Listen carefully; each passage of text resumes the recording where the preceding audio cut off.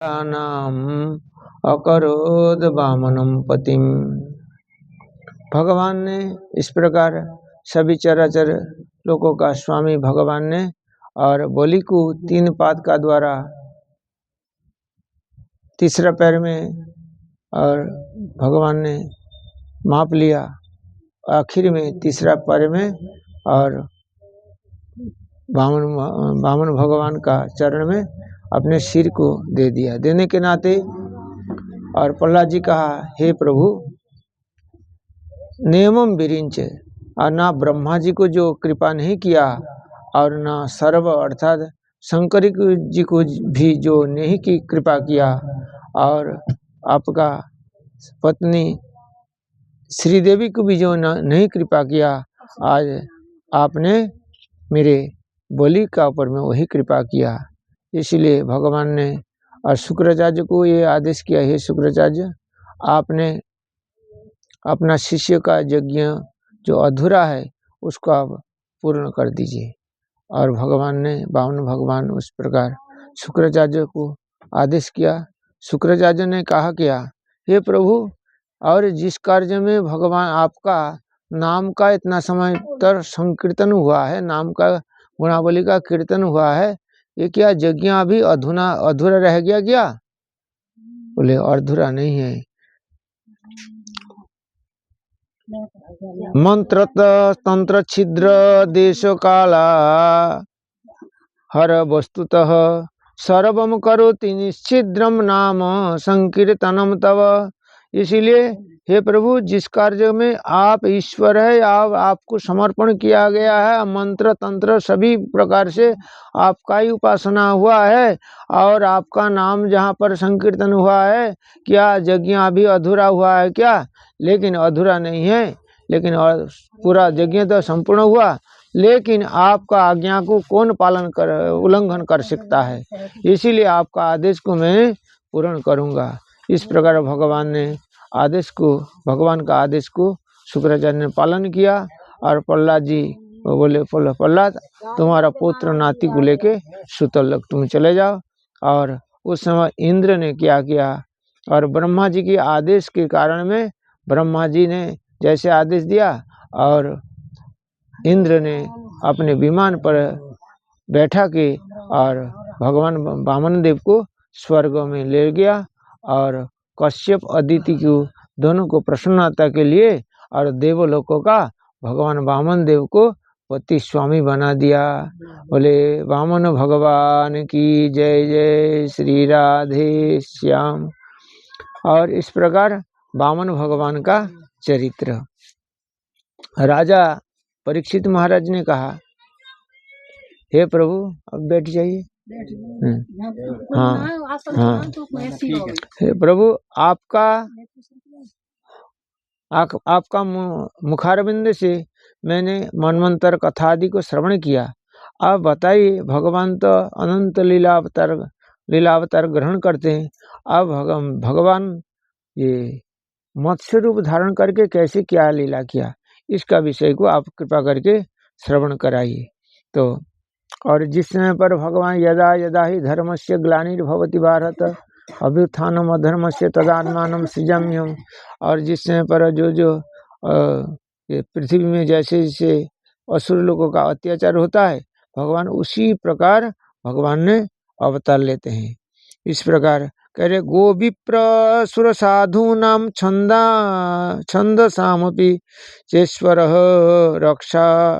रक्षामिच्छन् तनुर्धरते धर्मस्य अर्थस्य चैव हि।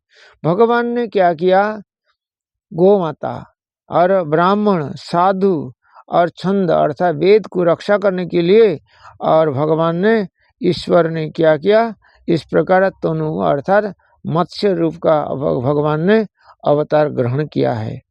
और एक बार क्या हुआ, द्रविड़ देश में एक राजा था, उनका नाम सत्यव्रत राजा। सत्यव्रत राजा प्रतिदिन नियम पूर्वक उन्होंने प्रातः काल में और 3 मुहूर्त क्या करते हैं, जल में जाकर और जल में खड़ा होकर स्नान करके, और उन्होंने देखे स्नान करने के बाद में भगवान का मंत्र का जप करते, इस प्रकार तपस्या करते हैं। सलील जल में। और सलील में जैसे प्रतिदिन के नियम पूरे करते हैं।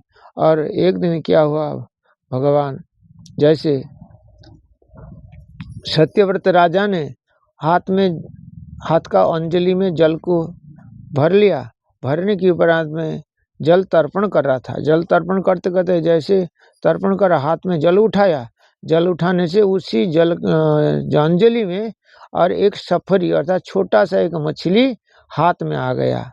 और जैसे आया और जब तर्पण करने मंत्र का जप करने के उपरांत में जब जल में छोड़ने जा रहा, तब उसमें पर वो मछली ने कहा, हे राजन, मुझे ये जल में मुझे मत छोड़िए, क्यों छोटे छोटे मछली है, मुझे खा लेगा, इसलिए मैं आपका शरण हूँ, इसलिए शरणगतों को आप रक्षा करना, आप उदार है, आप उदार चरित्र है, इसलिए मुझे आप रक्षा करिए, मुझे आप रक्षा करिए। भगवान और मछली रूप में भगवान ने इस प्रकार जैसे कहा, तो राजा ने क्या किया, और कमंडलू लेके गया था स्नान करने के लिए, और अपने कमंडलू में उस मछली को भर लिया।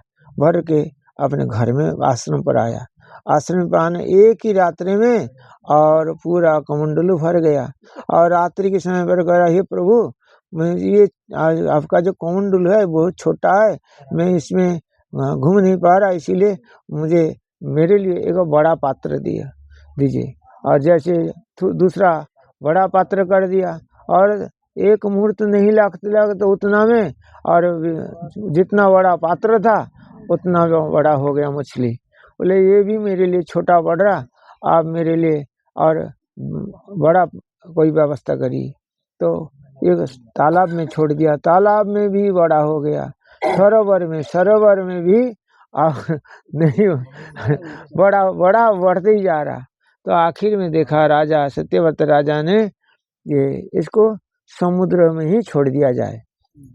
जैसे समुद्र में छोड़ने गया, तो छोड़ने से क्या बोले, हे प्रभु, मुझे इसमें बड़े बड़े मगर रहता है, बड़े बड़े सब जल जंतु रहता है, मुझे खा लेगा, इसलिए मुझे ऐसे मुझे मत छोड़िए। तो उस समय पर सत्यव्रत राजा कहा, जे हे प्रभु, आप सामान्य जलचर नहीं, मछली नहीं। क्यों? उन्होंने नारायण भगवान को तपस्या करते हैं और नारायण भगवान का उपासक, इसीलिए आप सामान्य नहीं है। आप कोई कौतूहल कौतुक करके और छद्मवेश में मछली रूप में आप कोई देवता होंगे अथवा साक्षात भगवान नारायण ही होंगे। तो आप मुझे कृपा करके आप इसमें से, ये दोनों में से आप कौन है, आप बताए कृपा करके। नूनम त्वं भगवान साक्षात हरि नारायण व्यय अनुग्रहाय भूतानम धत्से रूपम जलौकसः।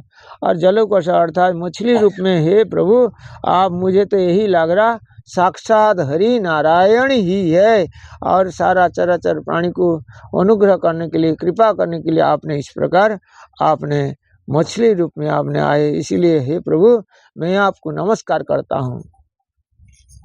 नमस्ते पुरुष श्रेष्ठ स्थिति उत्पत्त्यंत हे तव स्थिति उत्पत्त्यप्ययेश्वर भक्तानां न प्रपन्नानां मुख्य झात्म गतिर्विभु।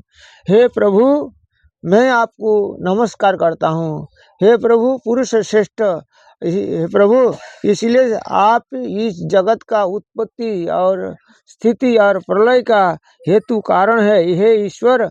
और आप संपूर्ण चराचर प्राणी को जो शरणागत हो उनके लिए आप अनुग्रह कृपा करने के लिए, भक्त लोगों के लिए आपने इस प्रकार अवतार आदि लेते हैं। इसलिए हे प्रभु, आपका अनंत लीला को कौन वर्णन कर सकते हैं। मैं इसीलिए मैं जानने चाहता हूँ आपका ये मछली रूप धारण करने का क्या कारण है, आप कृपा करके हमें कृपा करके बोलिए। तो जैसे उन्होंने ऐसे स्तुति किया, स्तुति करने से और भगवान ने सत्यव्रत आज से 7वां दिन में इस समुद्र पृथ्वी और ये प्रलय होगा, प्रलय के कारण में संपूर्ण पृथ्वी जलमग्न होकर डूब जाएगा। इसीलिए तुम इस समय पर एक नौका निर्माण करो, नौका निर्माण करके और सप्तऋषि तुम्हारे पास में आएगा, सप्तऋषि को उस नौका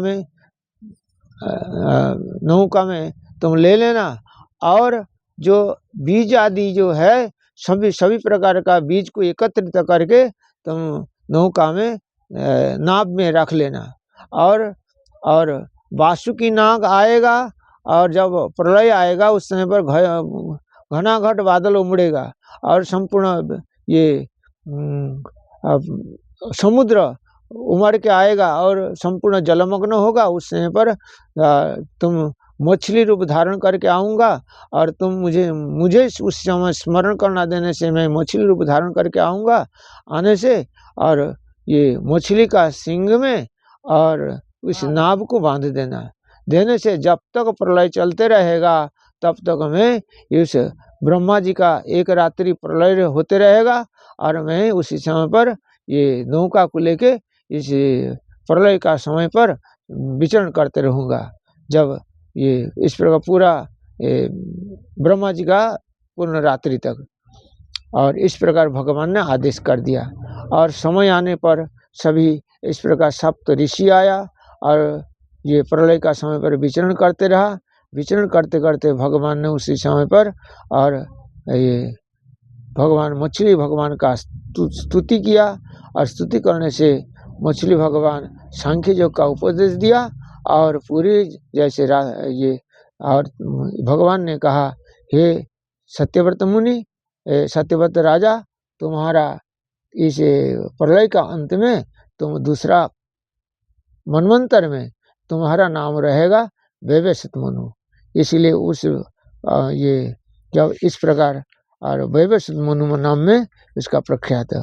और उस मनु का मनवंतर का जब आगे बढ़ा तो उसका बाद क्या हुआ, राजा परीक्षित ने प्रश्न किया, मनवंतराणि सर्वाणि त्वयुक्तानि श्रुतानि मे वीर्यण्य अनंत वीर्यस्य हरिस्तत्र कृतानि मे च। हे प्रभु, आपने मनवंतर का आदि का वर्णन कर दिया, मैंने मनवंतर का कथा को श्रवण किया और भगवान का अनंत वीर्य पराक्रम का आदि को भी मैं श्रवण किया हूँ। लेकिन उस सत्यव्रत जो राजा था और इस समय पर ये उसका आगे जाने के बाद ये कौन सा मनु हुआ, इसका विषय में आप कृपा करके हमें सुनाइए और विस्तार पूर्वक आप श्रवण कराइए। राजा परीक्षित ने प्रश्न किया। राजा परीक्षित प्रश्न करने से और सुखदेव जी ने कहा, हे परीक्षित, यदि ये सूर्य वंश का मैं यदि कथा बोलते रहूँगा, 100 वर्ष यदि वर्णन करते रहूँगा तभी पूरा नहीं कर पाऊंगा। लेकिन इतना नहीं है, मैं तुम्हें बोलूँगा, लेकिन संक्षेप पूर्वक छोटा संक्षेप में तुमको श्रवण कराऊंगा। इस प्रकार भगवान ने सुखदेव जी ने इस प्रकार सुनाया। और अब सुनो सूर्य वंश का जो सत्यव्रत राजा था उसका। कह रहे, श्रूयताम मानवो वंश प्राचुर्येन परंतव। इसका अर्थ का है, हाँ ठीक है। परावरेशम भूतानम आत्मा यह पुरुष परः स एवासिदिदं विश्वं कल्पन्ते अन्यत्र किंचन। अच्छा, जब अगला मनवंतर में तो सत्यव्रत राजा था और ये क्या हुआ, आगे जाके भगवान का नाभि कमल से ब्रह्मा जी का जन्म हुआ। ब्रह्मा जी का नाभि, भगवान का नाभि से ब्रह्मा जी का जन्म होने से और उसमें से ब्रह्मा जी से 10 पुत्र उत्पन्न हुआ था। और उसमें जो मरीच था, मरीच का पुत्र कश्यप, और कश्यप का पत्नी का नाम अदिति। अदिति से ये जो पुत्र उत्पन्न हुआ सूर्य, और सूर्य का पुत्र ये विवस्वत मनु, उनका नाम वैवस्वत मनु।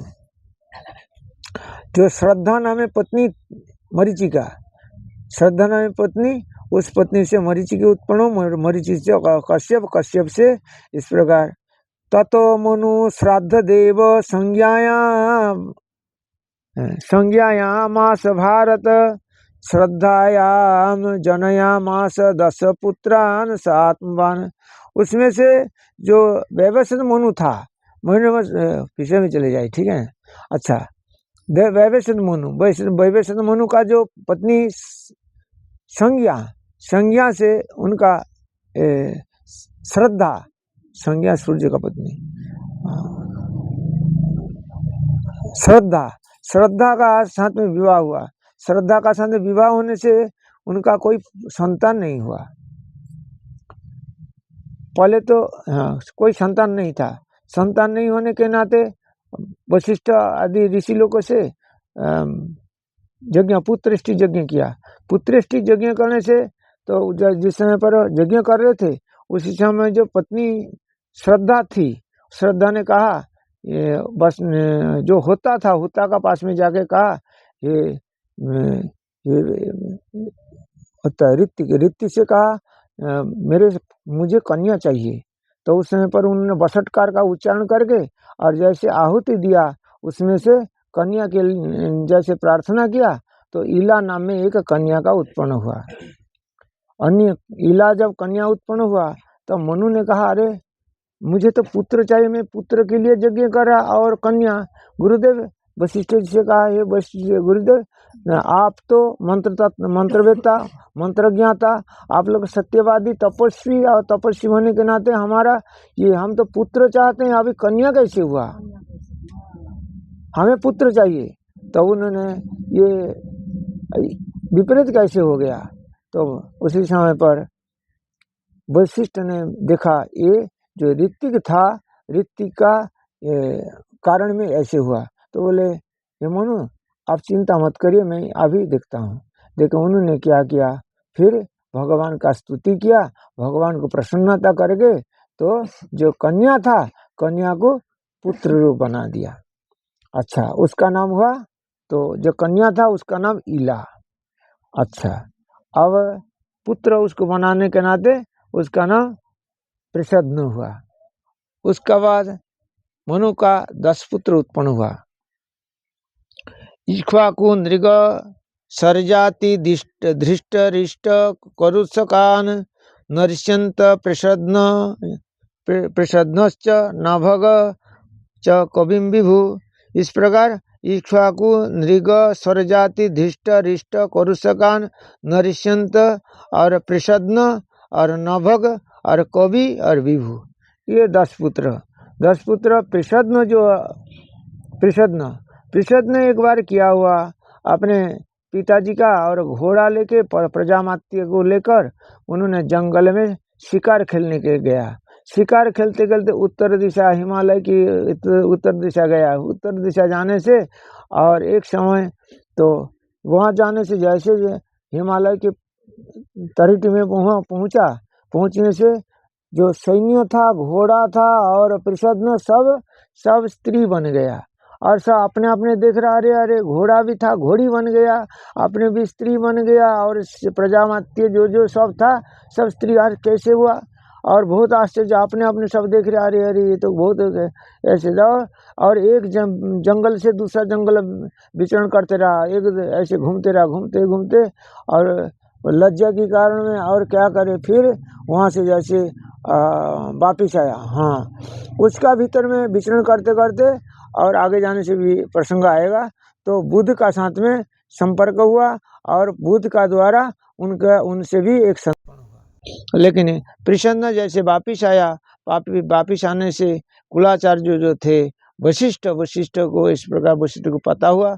वशिष्ठ ने भगवान शंकर जी का तो स्तुति किया। स्तुति करने से पुनः उनको पुरुष बना दिया, पुनः पुरुष बना दिया।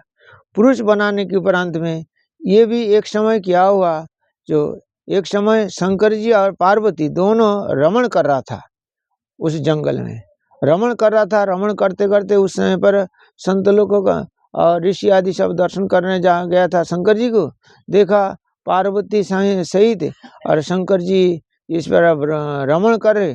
तो उसने पार्वती बोला, अरे देखो देखो साधु महात्मा सब आ रहे हैं, अब क्या होगा, अब क्या होगा। तो उसी समय पर ये लोग देखा जी ये तो रमण कर रहा, इसलिए यहाँ क्या जाना है, चलो नारायण भगवान नर नारायण आश्रम में बद्रिकाश्रम चले। देखिए महात्मा लोग सब बद्रिकाश्रम चला गया। और लेकिन शंकर जी ने पार्वती को इस प्रकार वचन दिया जी देखो इस वन में जो मेरे अलावा जो प्रवेश करेगा वो स्त्री बन जाएगा, इसीलिए इस वन में जो भी जाता है, इसीलिए ऊर्ध वहाँ ऊपर में पक्षी आदि भी कोई प्रवेश नहीं करता था। हाँ होगा, मैं तो गया नहीं। अच्छा, इस प्रकार उस जंगल का यही है। और इधर में प्रसन्न ने पुनः तो इनको पुरुष बना दिया और पिताजी ने उसको राजपाट सौंप दिया। और लेकिन प्रजा लोग उसको आदर नहीं दिया। हाँ, शंकर जी पुरुष तो बना दिया, 6 महीना पुरुष और 6 महीना स्त्री रहेगा। और ऐसा जो मेरे वचन भी खाली भी नहीं होगा, झूठा भी नहीं होगा, और जो आएगा और ये भी इसी प्रकार 2 प्रकार बनाने के नाते प्रजा लोग इनको आदर नहीं दिया। और आखिर में जो उसमें से बुध उत्पन्न हुआ था, और बुध को और राजपाट सौंप के उसने क्या किया, और जंगल में भजन करने निकल गया। अच्छा, और उसका बाद शुद्ध, हाँ अच्छा, अच्छा, एक बार एवं गतेथ शुद्ध में, अच्छा ये तो हम तो ये सब पूरा इस प्रकार जब ये शुभदुम्न, प्रसन्न नहीं, शुभदुम्न का इस प्रकार चरित्र। और प्रसन्न ये भी मनु महाराज का पुत्र। प्रसन्न को वशिष्ठ ने गोरक्षा के लिए सौंप दिया।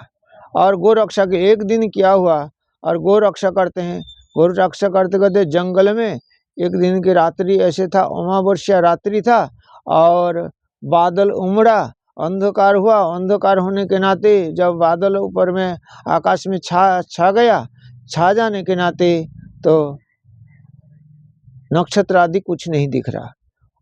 रात्रि के समय था, उसी समय शार्दुल अर्थात एक शेर गौ माता का ऊपर में और धावा डाल दिया। जैसे धावा डाला उसी समय पर क्या हुआ, गौ माता